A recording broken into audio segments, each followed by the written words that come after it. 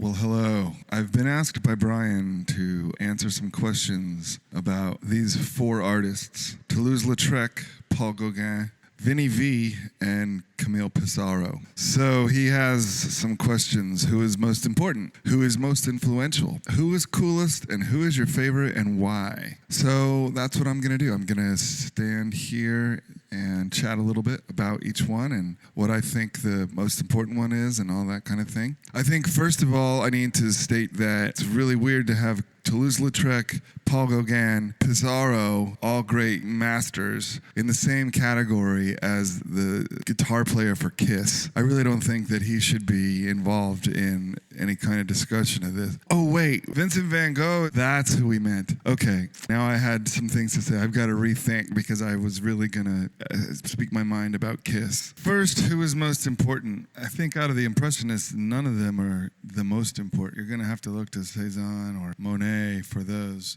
But I guess Lautrec might be the most important in terms of graphic design, and Vincent van Gogh might be the most important in terms of popularizing art and museums. Gauguin and Pissarro, not as important, frankly. Who is most influential? That's probably Lautrec again because of graphics and because of advertising. Pissarro, not particularly influential. Gauguin, not particularly influential. Vincent van Gogh is more influential because he's almost like the poets maudits or Rimbaud or the punk rockers or anything. He's the romantic figure that has seasoned the last 150 years of mythos and spirituality and romanticism and things like that.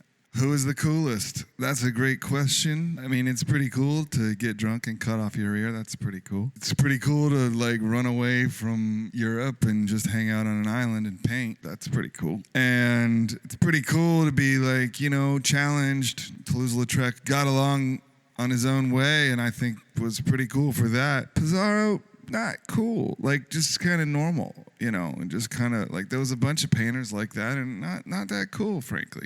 Who is my favorite and why? Gosh, I don't have a favorite amongst those. I mean, I love to look at a Van Gogh, and I love to look at a Pissarro, and I love to go to the Met or any number of museums that have tons of these paintings, and I guess, I don't have a favorite. I like the ones that came after them. Which I think is a little bit of a blasphemy. That's like saying you like the Cult more than you like AC/DC. But I actually kind of like the Cult more than I like AC/DC.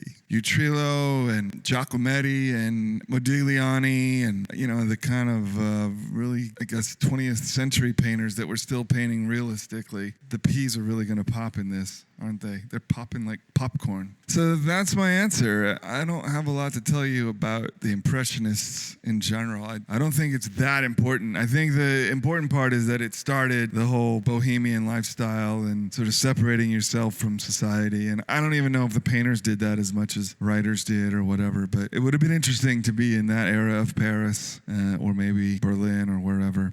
So I hope that helps. I hope I've answered your question. And have a good day, and we can always have another discussion about Vinnie Vincent if we need to.